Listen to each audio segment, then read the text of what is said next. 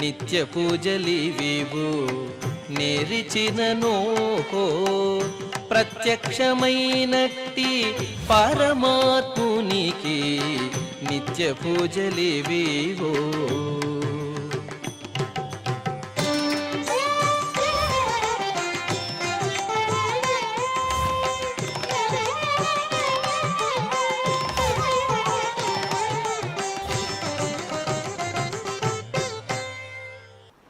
ఓం నమో వెంకటేశాయ. శుక్రవారము, శ్రీ పరాభవనామ సంవత్సరము, దక్షిణాయనము, వర్ష ఋతువు, శ్రావణమాసము, శుక్లపక్షము, నవమి తిథి, అనురాధ నక్షత్రము, ఆగస్టు 21, 2026.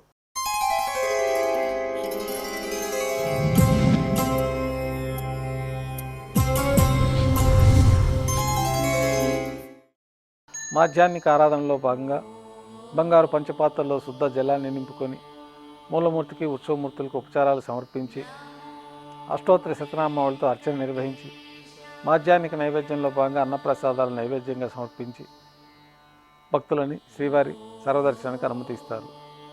ఉభయ దేవేలతో శ్రీ మలయప్ప స్వామివారు మేళతాళాలతో ఊరేగింపుగా బంగారు తీర్చిపోయిన వేంచేసి విమాన ప్రదక్షిణంగా సంపంగి ప్రాకారంలో కల కళ్యాణ మండపానికి చేరుకుంటారు.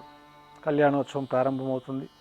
పుణ్యాహవచనము, అంకురార్పణ, రక్షాబంధనము, అగ్నిప్రతిష్ఠ, స్వామివారికి, అమ్మవార్లకి కళ్యాణోత్సవం సందర్భంగా నూతన పట్టు వస్త్రాల సమర్పణ, మహాసంకల్ప పఠనం, ప్రవరాల పఠనం, మాంగళ్యాలకు ఆరాధన, మాంగళ్యాలకు అభిషేకము, ఆరాధన పూర్తయిన తర్వాత శ్రీవారి తరఫున మాంగళ్యాల్ని అమ్మవార్లకి సమర్పణ గావించి ఈ సందర్భంగా శ్రీవారికి, అమ్మవార్లకి కర్పూర నీరాజనాన్ని సమర్పించి విశేషమైన హోమాలతో పూర్ణాహుతి పూర్తయిన తర్వాత మాలా పరివర్తనం అనే కైంకర్యాన్ని నిర్వహించి ఉభయ దేవేరులను శ్రీవారి చెంతకు చేర్చి ఈ సందర్భంగా అక్షతారోపణం అనే ఆగమోక్తమైన కార్యక్రమాన్ని నిర్వహించి శ్రీవారికి కర్పూర నీరాజనము, నైవేద్యము, తిరిగి కర్పూర నీరాజనంతో కళ్యాణోత్సవం పూర్తి అవుతుంది. కళ్యాణోత్సవం భక్తుల దర్శనం అనంతరం ఉభయ దేవేలతో శ్రీ మలయప్ప స్వామివారు ధ్వజస్తంభం వద్ద కల అద్దాల మండపానికి చేరుకుంటారు. అద్దాల మండపంలో వేదపారాయణ నడుమ ఊంజల్ సేవ నిర్వహించి కర్పూర నీరాజన సమర్పణతోటి ఊంజల్ సేవ పూర్తి అవుతుంది.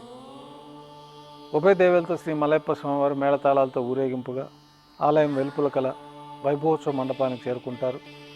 ఆర్జిత బ్రహ్మోత్సవంలో భాగంగా శ్రీ మలయప్ప స్వామివారు స్వర్ణ గరుడోపావనం పైన వేంచేస్తారు. కర్పూర నీరాజన సమర్పణతోటి గరుడ వాహన సేవ పూర్తి అవుతుంది. శ్రీ మలయప్ప స్వామివారు హనుమంత వాహనం పైన వేంచేస్తారు.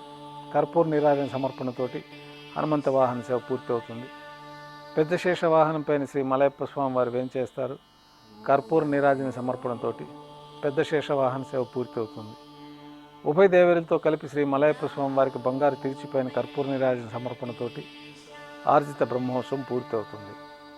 సాయం సంధ్య వేళల్లో 1000 దీపాలతో అలంకరించబడి ఉన్న సహస్ర దీపాలంకరణ సేవ మండపానికి ఉభయ దేవేరులతో శ్రీ మలయప్ప స్వామి వారు చేరుకుంటారు. వేదం, గానం, నాదం నడుమ సహస్ర దీపాలంకరణ సేవ నిర్వహించి నక్షత్ర నీరాజనము, కర్పూర నీరాజన సమర్పణతోటి దీపాలంకరణ సేవ పూర్తి అవుతుంది. ఉభయ దేవేలతో శ్రీ మలయప్ప స్వామివారు బంగారు తీర్చిపోయిన 4 తిరువీధుల ఉత్సవం జరుపుకుని భక్తులను అనుగ్రహించి శ్రీవారి ఆలయంలోకి చేరుకుంటారు. ఆలయంలో నైవేద్యం పూర్తయిన తర్వాత గర్భాలయంలోకి వేంచేస్తారు. వెంటనే రాత్రి తోమాల సేవ ప్రారంభమవుతుంది. ఉదయం సమర్పించిన పుష్పమాలికలన్నీ సల్లింపు చేసుకొని గర్భాలయాన్ని శుద్ధి చేసుకొని బంగారు పంచపాత్రలో శుద్ధ జలాన్ని నింపుకొని మూలమూర్తికి, ఉత్సవమూర్తులకి శ్రీ వైకానస భగవత్ శాస్త్రోక్తమైన విధానంలో ఉపచారాలు సమర్పించి కొత్త పుష్పమాలలతో మూలమూర్తికి, ఉత్సవమూర్తులకు అలంకరణ జరిపి చతుర్వేద మంత్రాలతో మంత్రపుష్పాన్ని నిర్వహించిన తర్వాత నక్షత్ర నీరాజనము, కర్పూర నీరాజన సమర్పణతోటి రాత్రి తోమాల సేవ పూర్తి అవుతుంది.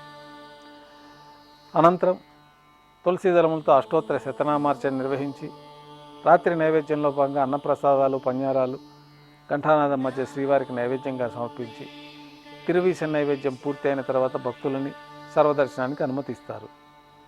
కొద్ది విరామం తర్వాత ఏకాంత సేవలో భాగంగా రాత్రి సమర్పించిన పుష్పమాలికలన్నీ సళ్లింపు చేసుకొని గర్భాలయాన్ని శుద్ధి చేసుకొని బ్రహ్మ తిరువారాధన కోసమే బంగారు బిందెలోని తీర్థాన్ని సమర్పించి ఏకాంత సేవలో భాగంగా కౌతుకబేరమైన శ్రీ భోగ శ్రీనివాసమూర్తిని బంగారు పట్టు పాన్పు పైన వెంచేపు చేసుకొని ఏకాంత సేవ సందర్భంగా శ్రీవారికి దారోష్ణమైన గోక్షీరము, జీడిపప్పు, ద్రాక్ష, కలకండ కలిపిన మిశ్రమం నైవేద్యంగా సమర్పించి, వివిధ రకాలైన పండ్లు నైవేద్యంగా సమర్పించి కర్పూర నీరాజనంతో ఏకాంత సేవ పూర్తవుతుంది. ఓం నమో వెంకటేశాయ.